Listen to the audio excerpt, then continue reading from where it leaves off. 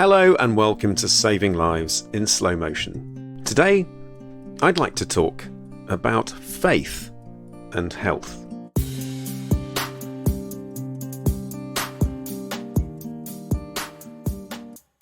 Now, by faith, I mean religion, and the world is a complicated place at the moment. It's awful to watch what's going on in the Middle East.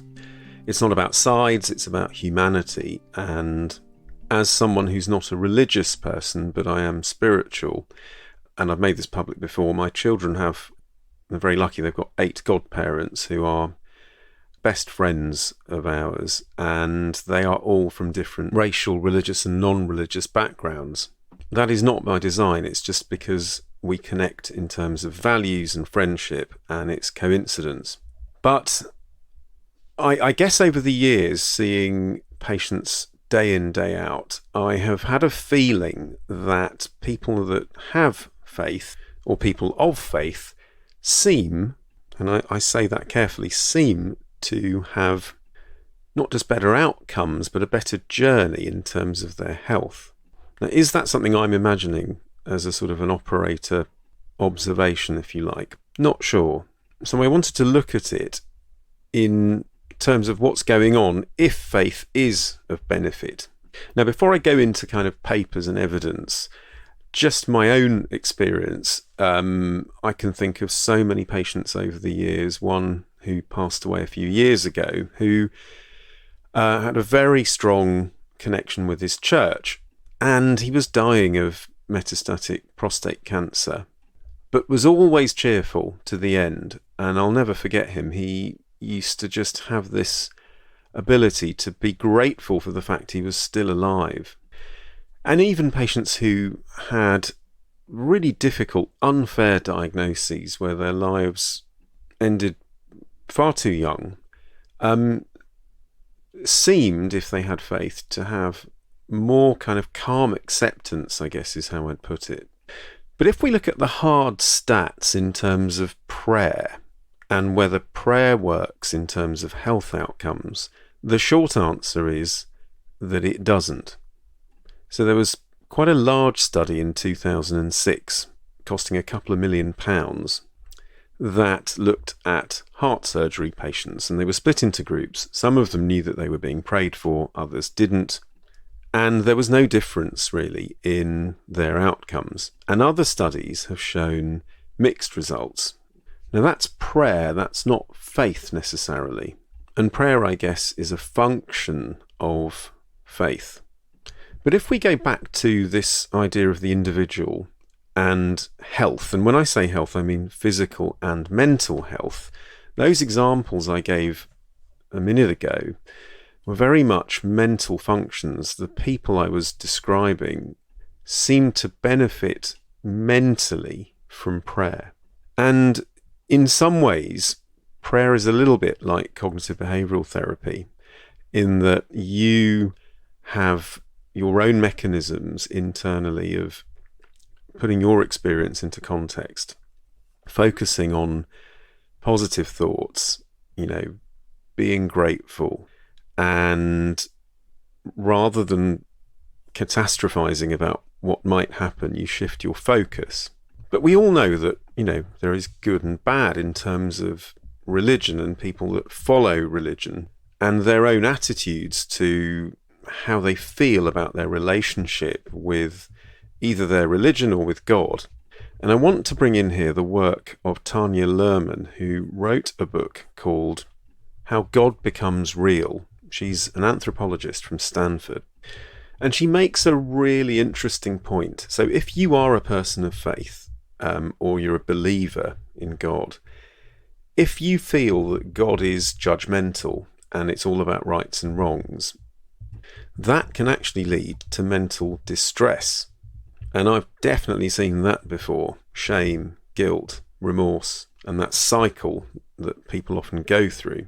But the flip side is that if you have a relationship with God where there's implicit trust, and she mentions that this doesn't include, the mundane things that happen to us day to day. It's more about, it's God's will, or let's trust in God, and, whatever will be because it's God's will. that kind of relationship, when they look at the activity of the brain on MRI, is very similar to talking to a friend. And it's almost comparable to using your imagination, what Luhrmann calls an enlightenment mindset, rather than quite rigid, focused scientific thought. It all sounds a bit fluffy, I agree, but at the same time makes complete sense. What about people that don't believe? Can they have faith in something? And I remember years ago, I was in a meeting at work, and someone I used to work with was a religious person and a person of faith, and made what I thought was a bit of a despicable comment, which is that, well, even atheists have views, don't they? As in atheists were people that could be ignored. And I didn't take kindly to this, and confronted this person and said to them, look, if I said that you spent time with imaginary friends whenever you prayed, you'd take offence, wouldn't you? And actually we had a frank conversation, and the point about being spiritual or having faith in a higher power or faith in yourself, that is a very similar thing to God. And my explanation of this is what I understand to be consciousness. And what I mean by that is that consciousness is not something that is within your mind or body. It's something that's separate, but has an effect on your mind and body. Now, that's just my feeling and my definition, but what I'm describing probably isn't too different to what people think of as God. I call it consciousness, and I'm not labeling it as God. And of course, I'm talking about spiritual consciousness, not the physiological definition when you go to an A&E department or a hospital and they want to check how awake you are. It's interesting because, the broader definition of faith, when you think about how people think and their mindset, leads to positive thinking. And there aren't that many studies out there about positive thinking and health outcomes. There's a small one that I'm going to link to in the show notes. But what's interesting is the variables that they looked at, and they're really interesting, actually. This is sort of a group of characteristics or behaviours that people who thought positively, were scored on. So it's called the Positive Thinking Inventory, and they look at self-acceptance, positive relationships with others, environmental mastery, purpose in life, personal growth, autonomy, and then something called the health-promoting lifestyle profile.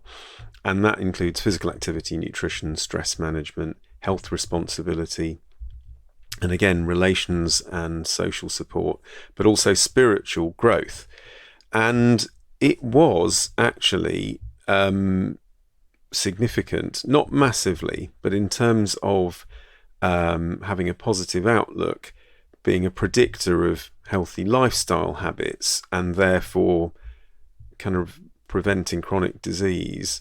Not totally surprising. What is slightly surprising to me is about this idea of mindset. And I'm going to wrap this up with my, I like to put health into context, and I like to put research into context so that it's useful.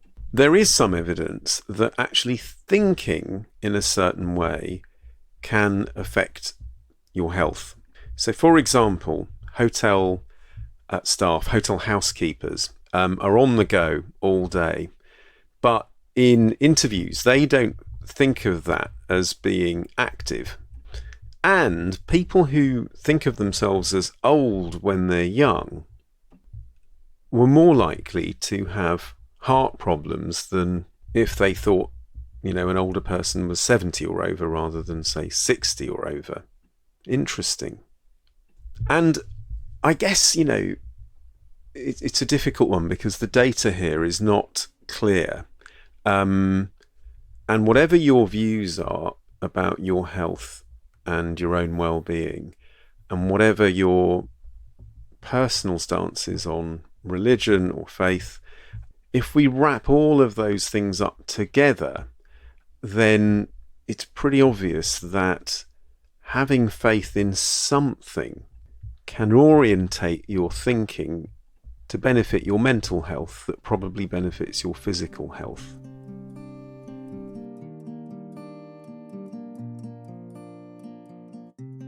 And if the only thing that it does is just makes you a better you in terms of improving your habits, and that thing that I mentioned about Tanya Luhrmann saying that let's leave the weather to God, but you don't leave feeding the cat to God, that kind of relationship that that God is your friend, or that if you're not a religious person like myself, then that your consciousness and the kind of forces of the universe, whatever you want to call them, are in a position of trust. Then in terms of your, psychoneuroimmunology or psychological state, you are much more likely to be primed and in a better place than someone who's constantly not thinking like that. There are other variables as well. I've thought about this, and I've often spoken about the power of community and connection, and often that happens in places like churches or synagogues or mosques or temples, and that also has an effect on meaning that someone isn't lonely. And so we can call it faith or religion or prayer, but we've got to remember there are other things going on there, like groups and communities that are interlinked to this idea of faith and health. Occasionally people will tell me about miracle stories, and I've heard them all, trips to Lourdes and holy water and other things. And what I would say is that for every one person that you hear that, an illness has disappeared, there's another perfectly healthy person who just drops dead for no reason. And I think it's difficult to talk about this subject in a really scientific, rugged, evidence-based way. It's more in that realm of feeling better and orientating yourself towards A, acceptance, and B, giving yourself the best chance you have to be, it sounds so cheesy, the best you in terms of your behaviours and what you're doing. I'm going to finish with a quote. I haven't done one in a while, and I do, although they can be quite cheesy, I do like a good one that makes you think. I think the sort of era that we live in, we see so much of it now. It just, it's easy to roll your eyes and think, oh, I've heard that one before. And although I'm not a person of faith, as I said before, I am going to actually leave you with a quote by Buddha, and of course many of you will know his story, which I absolutely love. But this was a quote by him, and it is this: "The secret of health for both mind and body is to live the present moment wisely and earnestly." And I know that might sound a bit serious, but actually what he's talking about is being in the moment and making the most of it. And I think, I've said that before. So many other people have said it. Eckhart Tolle, Gabor Mate, you name it. Just savor every minute. And going back to the beginning, what I said about what's going on planet Earth at the moment means we need to do that more than ever and appreciate every second. Okay, that's it. I hope that was useful and enlightening in some way, shape or form. Are you a person of faith? Are you someone that thinks it's important in terms of health outcomes on a personal level? Do let me know. I'd love to hear from you. And until next time, thank you again for listening. Do look after yourself. Take care. Bye for now.